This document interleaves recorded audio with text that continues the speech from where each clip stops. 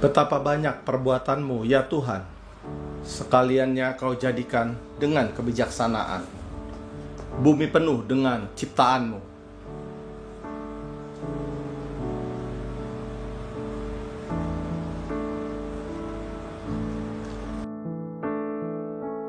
Di situ kapal-kapal berlayar, dan Lewiatan yang telah kau bentuk untuk bermain dengannya.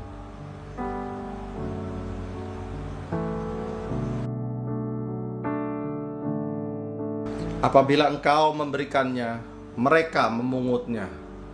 Apabila engkau membuka tanganmu, mereka kenyang oleh kebaikan.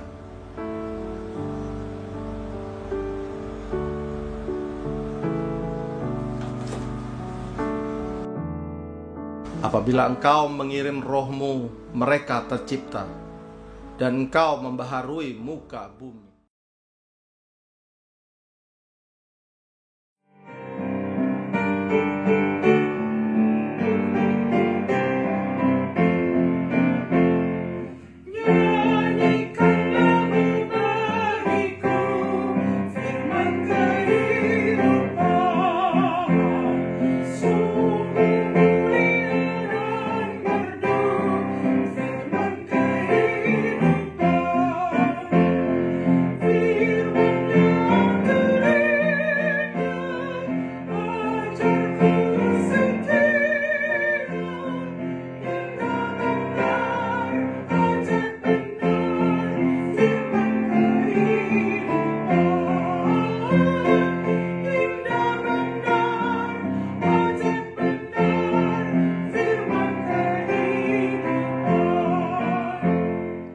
Mari kita berdoa. Berfirmanlah kepada kami ya Tuhan, karena kami anak-anak-Mu siap untuk mendengarkan. Di dalam Kristus kami berdoa. Amin. Bacaan Alkitab kita diambil dari kitab Yesaya pasal 26 ayat 1 sampai ayat 6. Pada waktu itu nyanyian ini akan dinyanyikan di tanah Yehuda. Pada kita ada kota yang kuat. Untuk keselamatan kita Tuhan telah memasang tembok dan benteng. Bukalah pintu-pintu gerbang supaya masuk bangsa yang benar dan yang tetap setia. Yang hatinya teguh kau jagai dengan damai sejahtera, sebab kepadamulah ia percaya. Percayalah kepada Tuhan selama-lamanya. Sebab Tuhan Allah adalah gunung batu yang kekal. Sebab ia sudah menundukkan penduduk tempat tinggi, kota yang berbenteng telah direndahkannya sampai ke tanah, dan dicampakkannya sampai ke debu. Kaki orang-orang sengsara, telapak kaki orang-orang lemah akan menginjak-injaknya. Demikian firman Tuhan. Saudara-saudara, kita akan melakukan sedikit aktivitas. Mungkin lebih enak kalau saudara melakukannya dengan orang lain, berdua gitu ya misalnya. Kalau sekarang saudara menyaksikan bersama dengan keluarga atau orang lain di sekitar Anda, bisa dilakukan sekarang. Tapi kalau misalnya saudara menyaksikan seorang diri, aktivitas ini bisa dilakukan nanti setelah saudara bertemu dengan orang lain, anggota keluarga di rumah misalnya.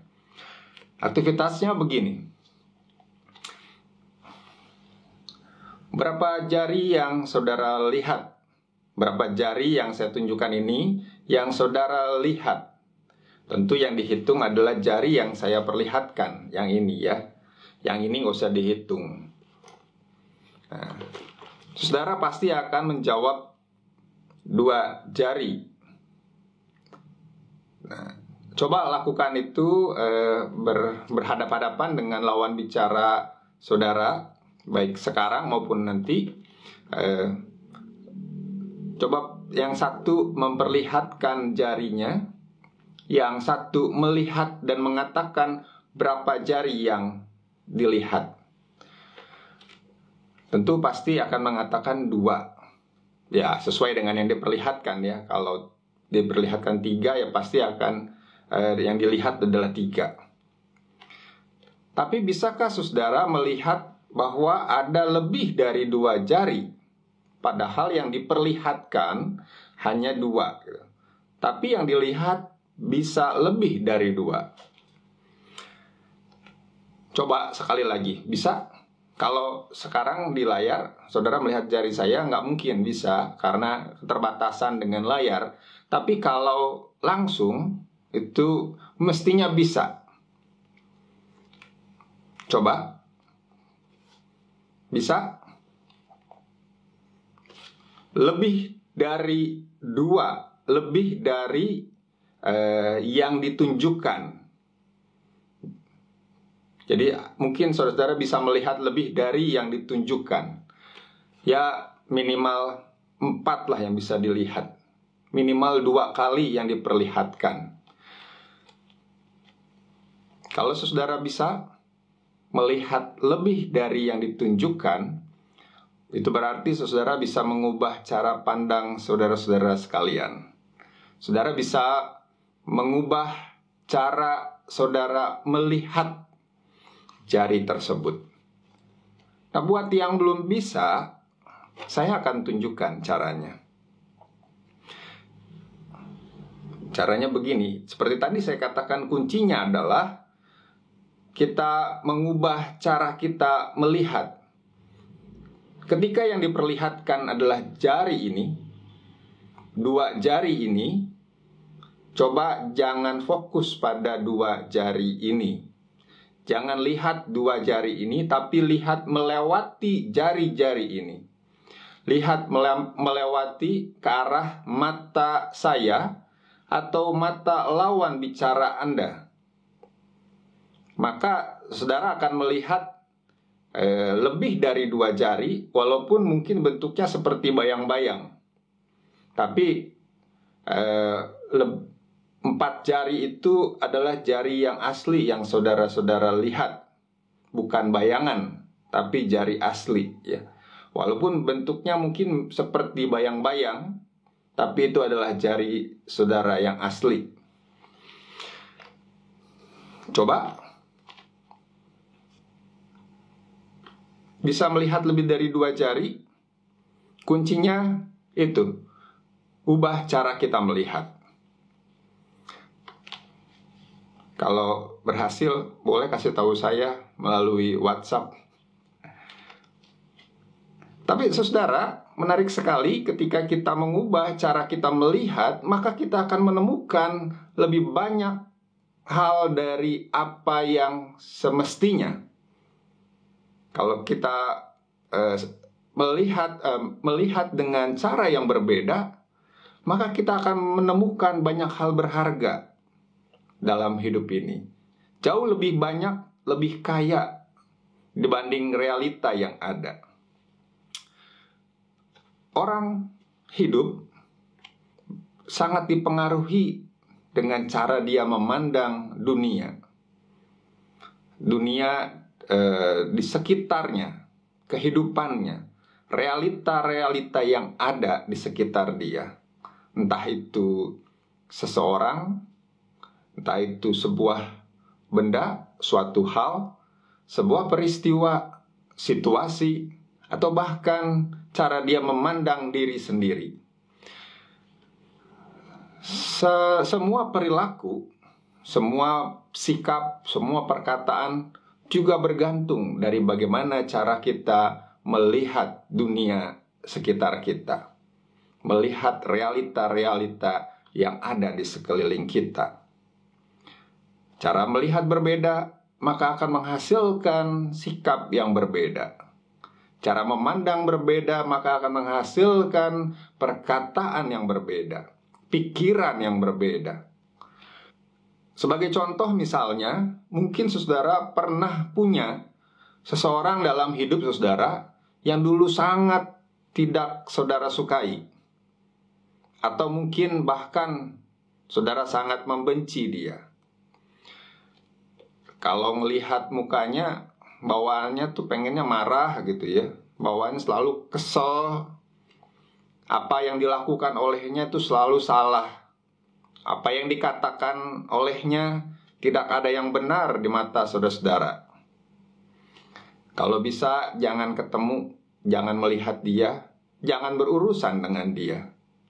Tapi kenyataannya tetap bertemu, tetap berurusan. Kenyataannya dia tetap hadir dalam hidup saudara-saudara. Tetapi suatu ketika semua itu jadi berubah. Saudara tidak lagi membenci dia. Saudara tidak lagi punya rasa tidak suka kepadanya. Semua itu berubah misalnya menjadi rasa kasihan. Atau misalnya berubah menjadi rasa kagum. Saudara terpesona olehnya. Sikapnya tidak lagi selalu salah di mata saudara. Apa yang dikatakannya tidak lagi selalu salah. Bahkan justru saudara mendukung baik sikap, perkataan, dan perbuatannya. Kalaupun ada kesalahan-kesalahan kecil, saudara bisa memakluminya. Sebenarnya tidak ada yang berubah padanya. Dia tetap menjadi seperti yang dulu. Yang berubah adalah cara kita melihat dirinya. Cara kita melihat dirinya berubah, menghasilkan sikap kita yang berubah, menghasilkan pikiran kita tentang dia yang berubah, menghasilkan perkataan-perkataan kita yang berubah tentangnya atau terhadapnya. Kalau dulu kita berbicara kepadanya mungkin ala kadarnya atau menjawab pertanyaannya dengan ketus, tapi kini kita bisa bercakap-cakap dengannya dengan senyum di wajah kita.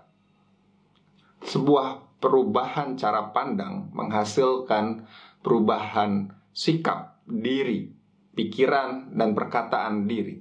Dan tentu saja menghasilkan sebuah situasi yang baru, relasi yang baru antara kita dengan dia. Bacaan Alkitab kita Yesaya pasal 26 ini juga hendak mengajarkan tentang cara kita memandang sesuatu, tentang cara kita memandang sebuah kesulitan yang ada di hadapan kita. Yesaya pasal 26 ini berbicara tentang bangsa Yehuda yang pada saat itu sedang dalam masa-masa sulit. Mereka berada dalam pengepungan bangsa Asyur. Bangsa Asyur hendak menyerang mereka. Bangsa Asyur hendak menghancurkan dan menaklukkan mereka. Bangsa Asyur adalah bangsa yang paling besar di dunia. Mereka menguasai kerajaan-kerajaan dunia.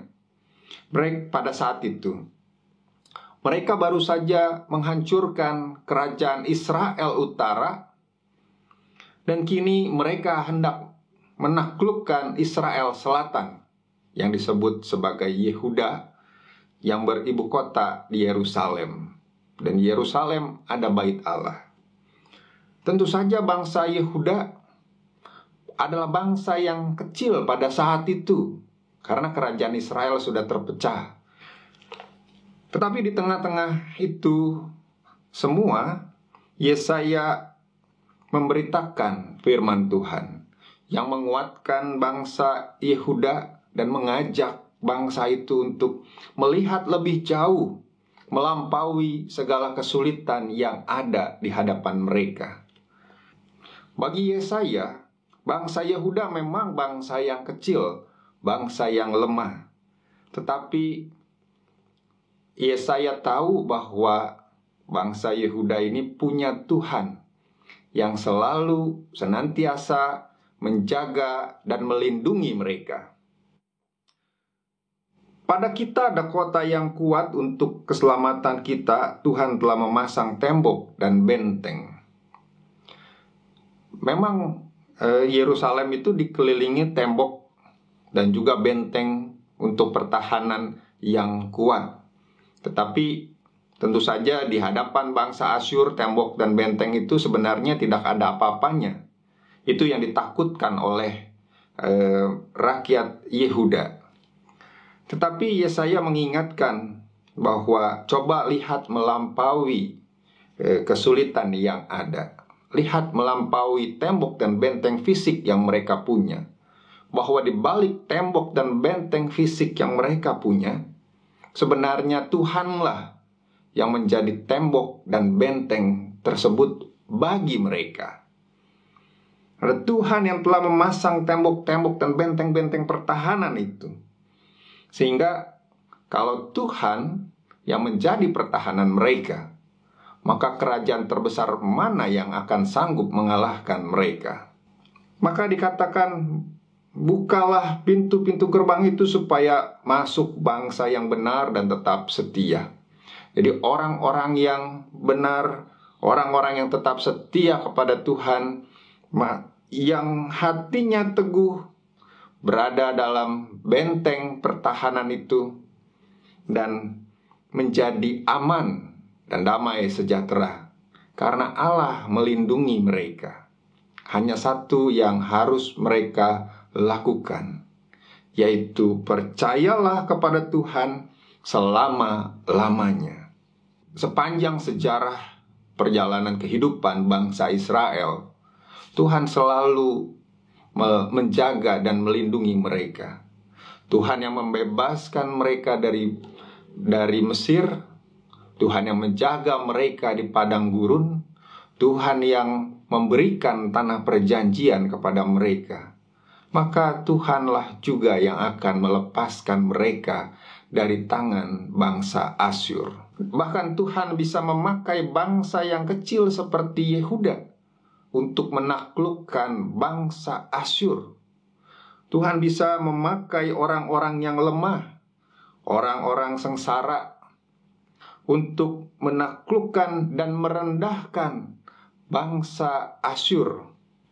Pada akhirnya, kalau kita melihat cerita berikutnya, memang Tuhan mengalahkan bangsa Asyur ini. Asyur tidak berhasil merebut Yehuda. Tuhan sendiri yang menghancurkan kekuatan atau tentara-tentara Asyur dengan cara yang luar biasa. Saudara dapat membaca kisahnya di dalam kitab 2 Raja-Raja. Ketika kita menghadapi masa-masa sulit seperti sekarang ini, ketika kita harus menghadapi wabah COVID-19, maka di masa-masa sulit ini kita diajak untuk melihat dengan cara yang berbeda. Melihat dengan mata yang tidak hanya tertuju pada kesulitan itu sendiri, tetapi dengan mata yang tertuju kepada Tuhan. Bahwa di balik semua ini ada Tuhan yang senantiasa menjaga dan melindungi kita. Tuhan yang senantiasa berkarya dalam hidup kita.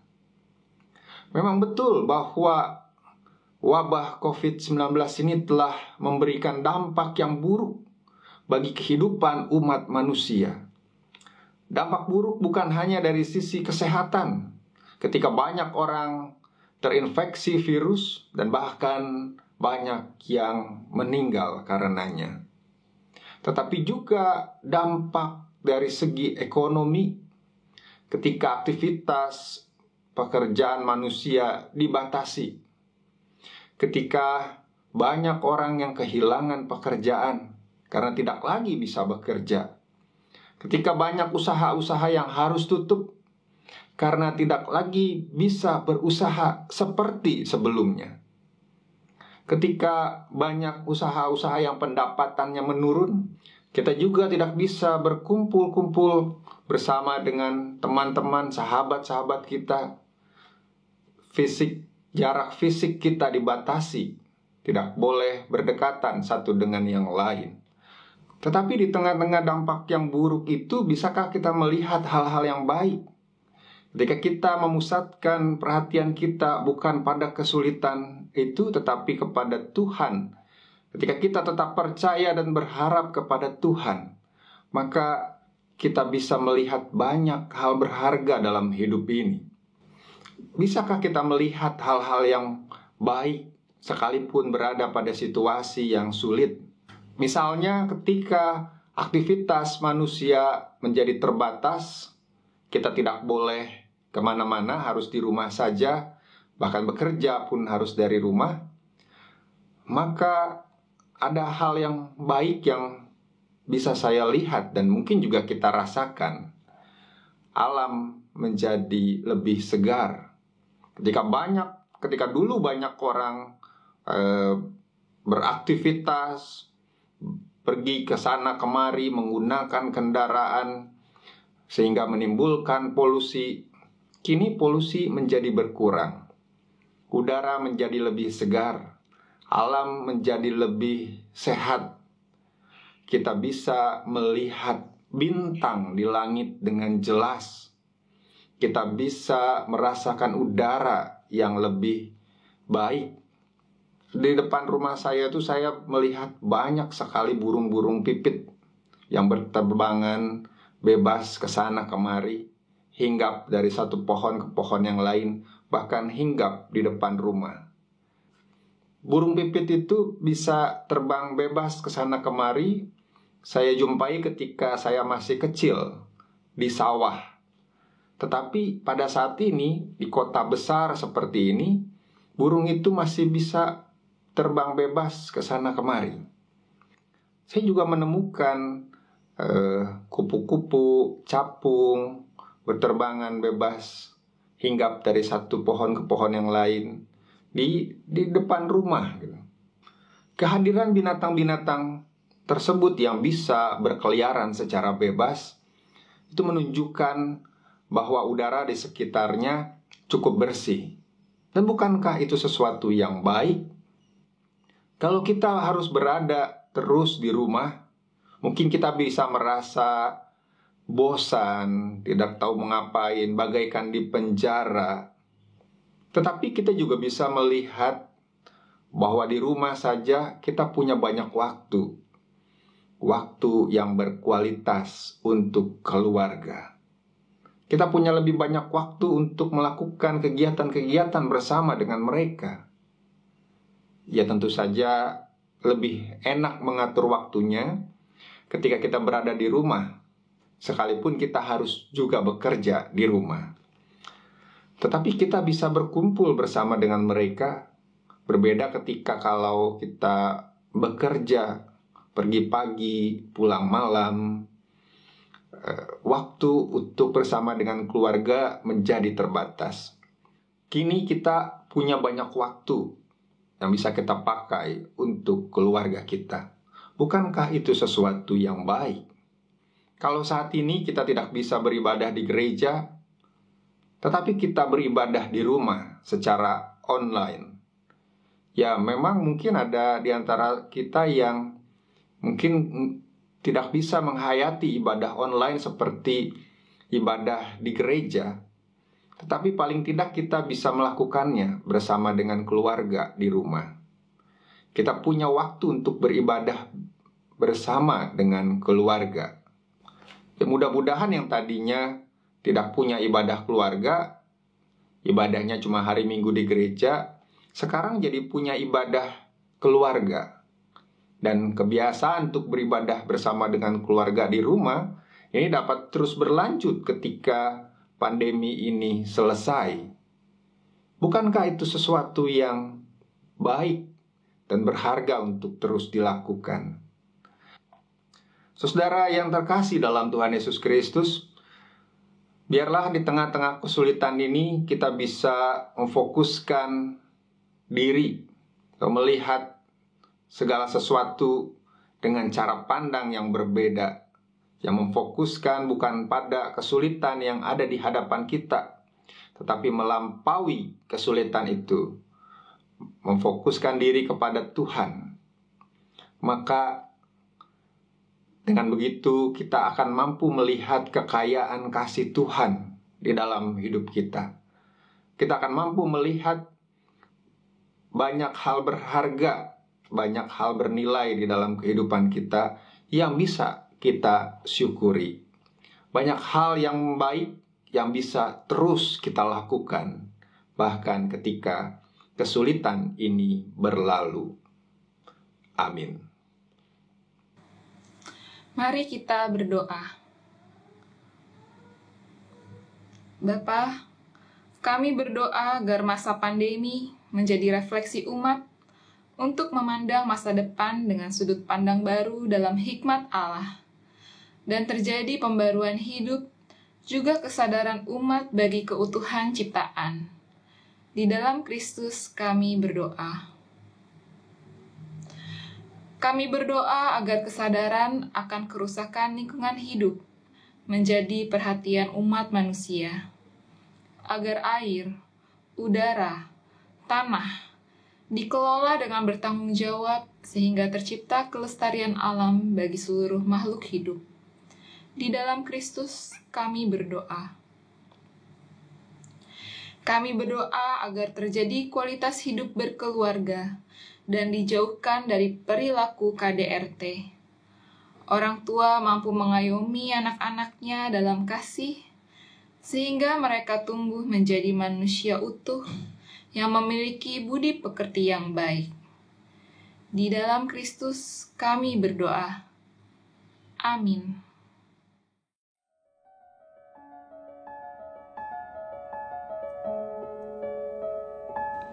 Ambillah hati serta